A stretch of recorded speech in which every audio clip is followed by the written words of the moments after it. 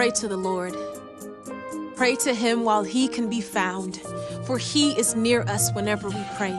His eyes open, his ears attentive, listening to what is said in hearts and whispers, when tears fall down cheeks, in silence, when no words can be said but thank you, according to his compassion, according to his kindness and his great love. He is our dwelling place. So cry aloud, call on him, bowed on bended knees, confess sins, offer petitions, watch and pray. Find your own mountainside, your own Garden of Gethsemane. Pray in lonely places when things are good and not so good. Pray for those who are unable to pray for themselves. Stand guard, mind your post, stand on the wall in the gap. As words lifted to God build bridges to nations. Prayers are seeds planted, even if you never get to see them grow. God is the gardener, paying close attention to the soil of prayers lifted for generations yet to be born.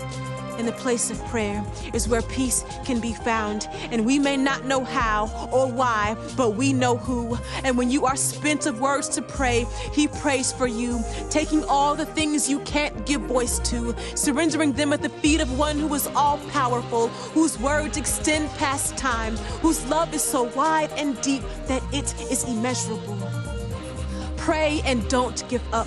Pray earnestly. Raise your voice and quiet your soul that God may dwell in your heart. Pray when you're anxious. Pray when you're afraid. Be watchful and thankful. Pray continually. Pray to the Father, to a God who is faithful, to a God who hears. Cry out for the living God. This week is about prayer. It's about us as the church lifting up our brothers and sisters around the world who are battling hunger, disease, and thirst every day.